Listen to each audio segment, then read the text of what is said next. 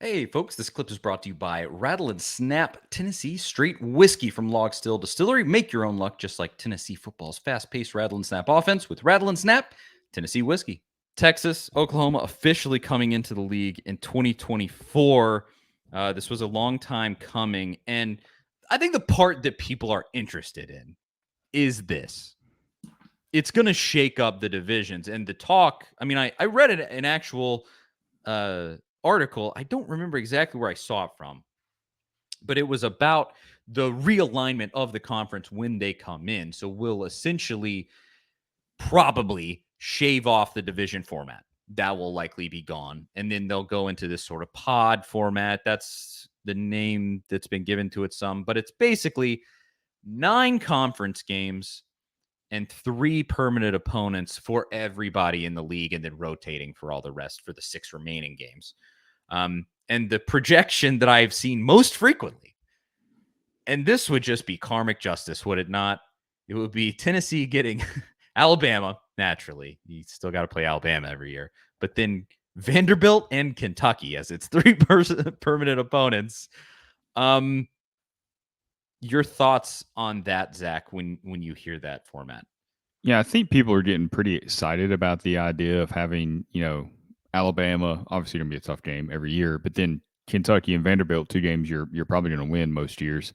It's like, oh yeah, this is what we've been waiting for. Get Georgia and Florida off the schedule every single year. All these tough games because Tennessee really has had one of the tougher, setups in college football, along with Auburn, who has to play Georgia in their crossover game and out of the SEC West.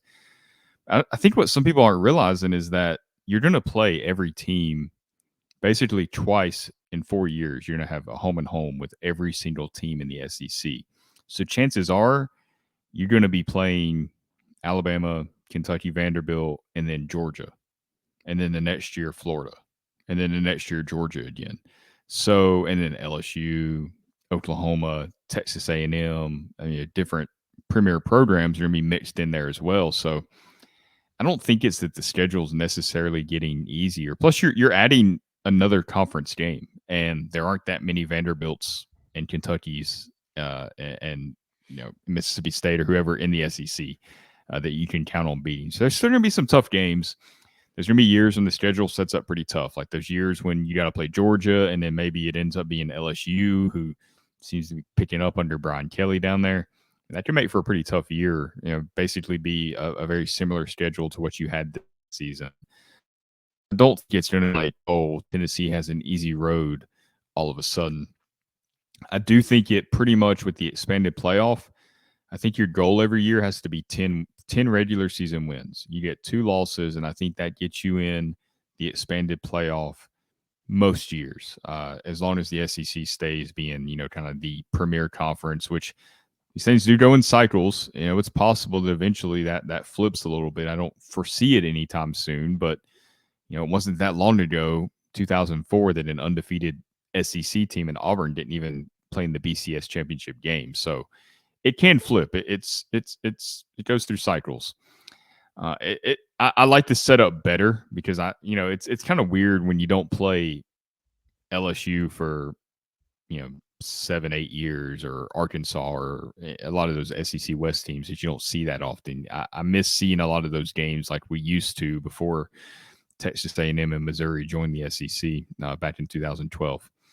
So I think it's a better setup, but I don't think it really makes Tennessee's. I think the expanded playoff will have much more of an impact on Tennessee's postseason chances than this schedule change. All right, folks, we are deep into winter now. And let me tell you, there's nothing better that goes along with a chilly night here in the great state of Tennessee than an equally great whiskey. And more specifically, I'm talking about Rattle and Snap Tennessee Select Straight Whiskey. Log Still Distillery has released a new Tennessee whiskey product line called Rattle and Snap Tennessee Whiskey, named after a long forgotten game of chance. Rattle and Snap is a whiskey for those that make their own luck. There's a 4-year and an 8-year version of Rattle and Snap whiskey, and I even have, I can get it right here. I have the 8-year version with me. I've had both. I have both just in this house, but this is the 8-year. That's what it looks like. Beautiful, beautiful label. Even beautifuler and even more beautiful whiskey in the actual bottle itself. But you can find Rattle and Snap whiskey right now in stores across the state of Tennessee. And Rattle and Snap is also available in Kentucky, Indiana, and Mississippi. Run and don't walk to go get yourself some Rattle and Snap whiskey for these cold winter nights, and follow Rattle and Snap on Instagram at Rattle and Snap Whiskey. Rattle and Snap Tennessee whiskey. There you go. There it is. I agree with that.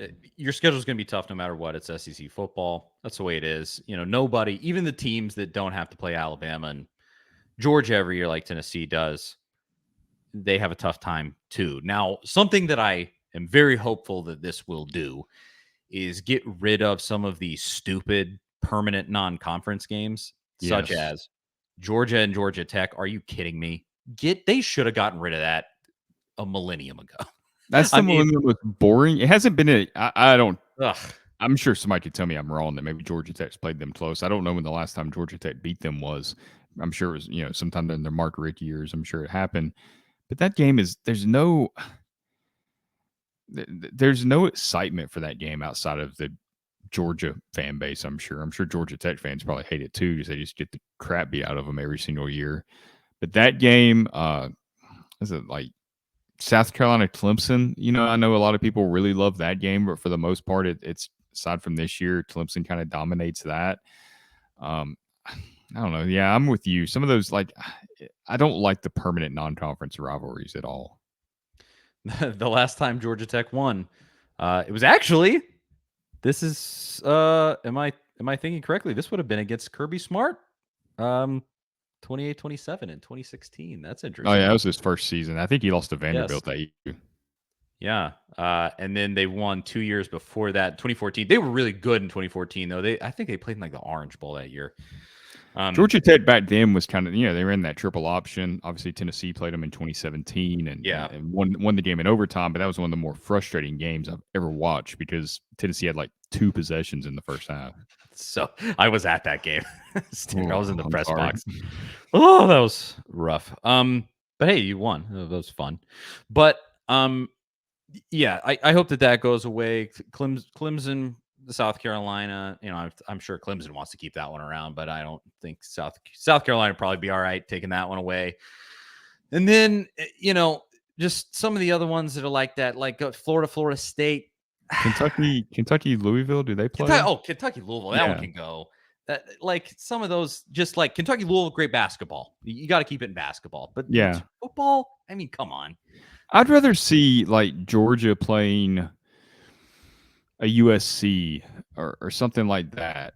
Somebody different every single year. And that's not just Georgia. I like those games for everybody, just some of these different Power 5 opponents. Tennessee playing Virginia, to open the season. That's a unique game that we haven't really seen.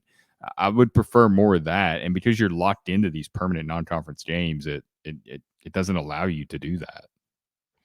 Well, hopefully it does align the way that people are saying for Tennessee, because I mean, it is going to be tough every year, but just to have Kentucky, Vanderbilt, and Alabama be your three, like, yeah, if we're going to have to play Alabama, eventually Saban's going to retire, and then you have Kentucky and Vanderbilt left, and so you're always locked into that one. And then maybe some years it'll set up like Georgia next year, where it's just a total cupcake year, and you can maybe just sort of walk into the playoffs. Wouldn't that be nice after all Yeah, these like years having to play?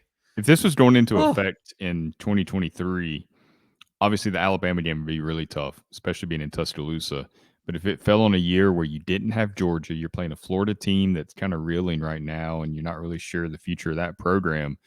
Nobody else in the SEC West outside of LSU, who you just played last year, so you probably wouldn't play them again.